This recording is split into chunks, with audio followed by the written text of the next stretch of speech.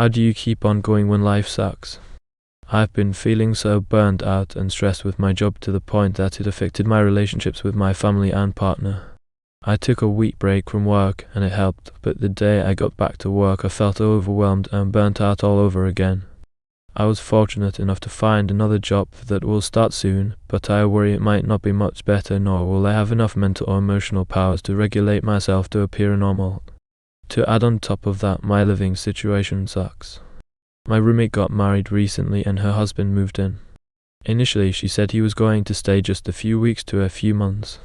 Now it looks like it might be half a year to a year.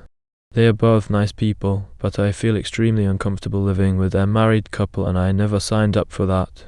I only agreed to him staying with us because I had assumed it was only going to be for a short while. I guess me trying to accommodate others meant me sacrificing my comfort and sanity. In sum, work sucks and home sucks. I can't exactly afford other options. I have nothing to look forward to. I am seeing a therapist, but I might change as I am not connecting with my therapist.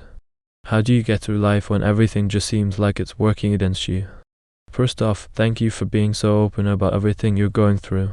That kind of vulnerability takes courage, especially when life already feels like it's kicking you while you're down. Burnout from work, a stressful home environment, feeling disconnected from therapy, and on top of that, not seeing a clear way out. That's a heavy weight to carry. And the truth is, when life feels like it's falling apart in every direction, it's not just exhausting, it's isolating too. You start to wonder if it's ever going to get better. And that hopelessness is just as painful as the situations themselves. It makes complete sense that the thought of going back to work after a short break felt overwhelming.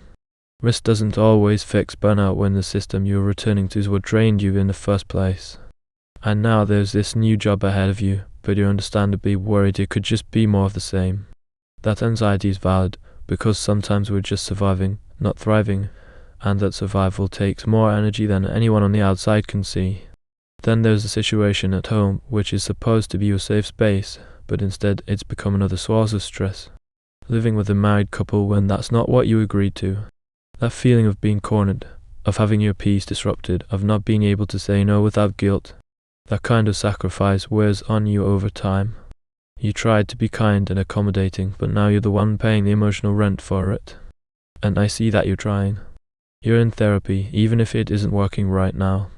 You're still looking ahead, even if there's nothing you're looking forward to. That matters. You're still here, still fighting, even if it feels like you're losing. That is strength. And not the loud kind of strength we often glorify, but the quiet, gritty kind. The kind where you get up anyway.